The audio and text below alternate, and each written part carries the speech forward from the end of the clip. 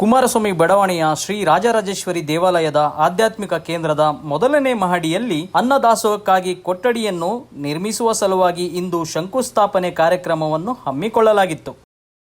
ನಮಸ್ಕಾರ ವೀಕ್ಷಕರೇ, ನೀವಿವತ್ತು ನೋಡ್ತಾ ಇದ್ದೀರಾ ನಮ್ಮ ಕುಮಾರಸ್ವಾಮಿ ಲೇಔಟ್ ಬಡಾವಣೆಯ ನಮ್ಮ ರಾಜರಾಜೇಶ್ವರಿ ದೇವಾಲಯ ಆಧ್ಯಾತ್ಮಿಕ ಒಂದು ಕೇಂದ್ರ ಒಂದು ಫಸ್ಟ್ ಫ್ಲೋರಲ್ಲಿ ಇವತ್ತು ಆಲ್ಮೋಸ್ಟ್ ಪೂಜೆ ನಡೆದಿದೆ. ಇಲ್ಲಿ ಈ ಒಂದು ಆಧ್ಯಾತ್ಮಿಕ ಕೇಂದ್ರ ಈ ಒಂದು ಟೈಮಲ್ಲಿ ಏನು ಹೇಳ್ತೀವಿ ಅಂತಂದರೆ, ಯಾವುದೇ ರೀತಿಯಲ್ಲಿ ಕೊರೋನಾ ಆಗಿರ್ಬೋದು ಅಥವಾ ಹೊರಗಡೆ ವಾತಾವರಣ ಆಗಿರ್ಬೋದು, ನಾವು ಆಧ್ಯಾತ್ಮಿಕವಾಗಿ ಹೋಗೋದು ತುಂಬ ಕಡಿಮೆ. ಏಕೆಂತಂದರೆ ಫೇಸ್ಬುಕ್ಕು ಮತ್ತು ಇನ್ಸ್ಟಾಗ್ರಾಮು, ಆಮೇಲೆ ಟ್ವಿಟರು, ಯೂಟ್ಯೂಬ್ ಅಂತ ಬಂದಾಗ ಜಾಸ್ತಿ ಜನ ಅದರಲ್ಲೇ ಮುಳುಗಿರ್ತಾರೆ. ಇಂಥ ಒಂದು ಟೈಮಲ್ಲಿ ಆಧ್ಯಾತ್ಮಿಕವಾಗಿ ಹೋಗುವಂಥದ್ದು ಒಂದು ಸಂದರ್ಭ ಕೂಡ ಇಂಥವರಿಂದ ಆಲ್ಮೋಸ್ಟ್ ಉತ್ಪತ್ತಿ ಆಗುತ್ತೆ ಅಂತ ಹೇಳ್ಬೋದು. ಈ ಒಂದು ಟೈಮಲ್ಲಿ ರಾಜರಾಜೇಶ್ವರಿ ಆಧ್ಯಾತ್ಮಿಕ ಕೇಂದ್ರ ಅನ್ನೋದು ಏನಿದೆ, ಮೊದಲನೇ ಮಹಡಿ ಅಂತ ಹೇಳ್ಬೋದು. ನಮ್ಮ ಒಂದು ಕ್ಯಾಮ್ರಾಮನ್ ನಿಮಗೆ ತೋರ್ಸಕ್ಕೆ ಪ್ರಯತ್ನ ಪಡ್ತಾರೆ. ಮೊದಲನೇ ಮಹಡಿಯಲ್ಲಿ ಒಂದು ಆಧ್ಯಾತ್ಮಿಕ ಕೇಂದ್ರ ಇವತ್ತು ಪೂಜೆ ನಡೆದಿದೆ. ಅಲ್ಲಿ ಇವತ್ತೊಂದು ಆಧ್ಯಾತ್ಮಿಕ ಕೇಂದ್ರ ಸ್ಥಾಪಿಸಲು ಏನೇನೋ ಒಂದು ಕೈಗೊಂಡಿದ್ದಾರೆ ಅಂತ ಹೇಳ್ಬಿಟ್ಟು ಅವ್ರ ಬಾಯಲ್ಲೇ ಕೇಳೋಣ ಬನ್ನಿ. ಎಲ್ರಿಗೂ ನಮಸ್ಕಾರ. ನನ್ನ ಹೆಸರು ರವಿ ಅಂತ ಹೇಳಿ, ಕುಮಾರಸ್ವಾಮಿ ಬಡಾವಣೆ ರಾಜರಾಜೇಶ್ವರಿ ದೇವಸ್ಥಾನದ ಅಧ್ಯಕ್ಷರು. ನಾವಿವತ್ತು ನಮ್ಮ ರಾಜರಾಜೇಶ್ವರಿ ದೇವಸ್ಥಾನದ ಆಧ್ಯಾತ್ಮಿಕ ಕೇಂದ್ರದ ಮೊದಲನೇ ಮಹಡಿಯ ಒಂದು ಕಾಮಗಾರಿಕೆ ಶಂಕುಸ್ಥಾಪನೆ ಪೂಜೆ ನೆರವೇರಿದೆ. ಇದು ಆಧ್ಯಾತ್ಮಿಕ ಕೇಂದ್ರದ ಒಂದು ಮೂಲ ಉದ್ದೇಶ. ರಾಜರಾಜೇಶ್ವರಿ ದೇವಸ್ಥಾನ ಜಾತ್ಯತೀತವಾಗಿ ಎಲ್ಲ ಧರ್ಮಗಳ ಒಂದು ಮಿಶ್ರಣ ಇರತಕ್ಕಂಥ ಒಂದು ದೇವಸ್ಥಾನ.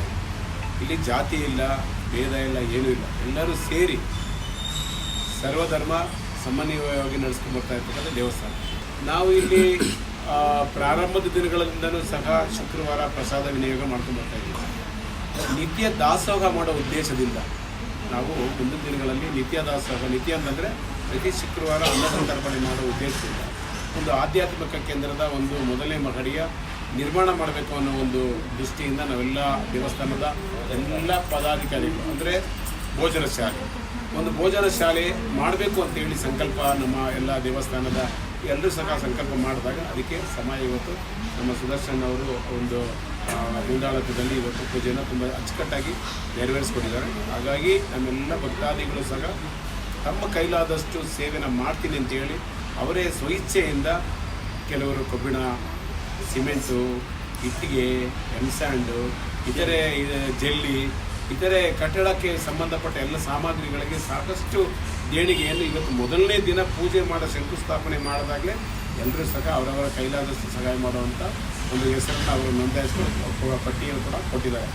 ನಿಮ್ಮಲ್ಲಿ ಈ ಒಂದು ಚಾನಲ್ನ ನೋಡ್ತಾ ಇರ್ತಕ್ಕಂಥ ತಮ್ಮೆಲ್ಲರಿಗೂ ಕೂಡ ಒಂದು ಮನವಿ ಮಾಡೋದೇನೆಂದರೆ, ನಾವು ಸಾರ್ವಜನಿಕರಿಗೋಸ್ಕರ ತಾಯಿಯ ಪ್ರಸಾದ ಅಂದರೆ ಭೋಜನ ಶಾಲೆಯನ್ನು ನಿರ್ಮಾಣ ಮಾಡ್ತಾಯಿದ್ದೀವಿ.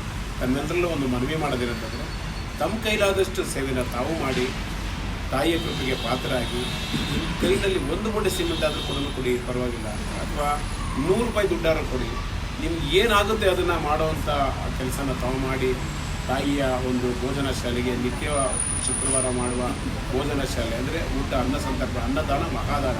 ಹಾಗಾಗಿ ಅನ್ನದಾನಕ್ಕೋಸ್ಕರ ಮಾಡ್ತಾ ಇರ್ತಕ್ಕಂಥ ಈ ಭೋಜನ ಶಾಲೆಯ ಕಟ್ಟಡ ನಿರ್ಮಾಣಕ್ಕೆ ತಾವೆಲ್ಲ ಕೊಡೋದು ಕೈ ಜೋಡಿಸಿ ಅಂತ ಹೇಳಿ ಮನವಿ ಮಾಡ್ತೇವೆ. ನಮಸ್ಕಾರ. ನೋಡಿದ್ರಲ್ಲ ವೀಕ್ಷಕರೇ, ಇದೇ ಥರನೇ ಆಲ್ಮೋಸ್ಟ್ ಅನ್ನದಾಸೋಹ ಅನ್ನೋದು ಯಾವ ಥರ ಅಂತಂತಂದರೆ, ದಾನದಲ್ಲಿ ದಾನ ಶ್ರೇಷ್ಠ ದಾನ ಅನ್ನದಾನ ಅಂತ ಹೇಳ್ಬೋದು. ಅಥವಾ ಆ ಥರ ಒಂದು ಅನ್ನದಾನ ಅಥವಾ ಅನ್ನದಾಸೋಹ ಆಗಲಿ ಅಥವಾ ಅನ್ನದಾನ ಆಗಲಿ ಇದನ್ನೋದು ಯಾವ ಥರ ಇದೆ ಅಂತಂದರೆ, ಇತ್ತೀಚೆಗೆ ಅದು ಎಲ್ಲೂ ಕಾಣ್ತಾ ಇಲ್ಲ, ಹಾಗೆ ಮುಚ್ಚೋಗ್ತಾ ಇದೆ. ಇಲ್ಲಿ ಒಂದು ನಮ್ಮ ರಾಜರಾಜೇಶ್ವರಿ ಏನಿದೆ ದೇವಾಲಯದಲ್ಲಿ ಆಧ್ಯಾತ್ಮಿಕ ಕೇಂದ್ರದ್ದು ಏನಿದೆ, ಮೊದಲನೇ ಮಹಡಿಯಲ್ಲಿ ಅನ್ನದಾಸೋಹಕ್ಕೋಸ್ಕರನೇ ಮೊದಲನೇ ಮಹಡಿಯಲ್ಲಿ ಇವತ್ತು ಶಂಕುಸ್ಥಾಪನೆ ಆಗಿರ್ತಕ್ಕಂಥದ್ದು ಇವತ್ತು ಕೇಳ್ಪಡ್ತಾ ಇದ್ದೀವಿ. ಹೀಗೆ ಸದಾಕಾಲದಲ್ಲಿ ಎಲ್ಲರೂ ಕೂಡ ಹೀಗೆ ಸಪೋರ್ಟ್ ಮಾಡೋಣ ಎಲ್ಲರೂ ಈ ಒಂದು ಆಧ್ಯಾತ್ಮಿಕ ಕೇಂದ್ರಕ್ಕೆ ಅಂತ ಹೇಳ್ತಾ ನನ್ನ ಒಂದು 2 ಮಾತು ಮುಗಿಸ್ತೀನಿ. Thank you.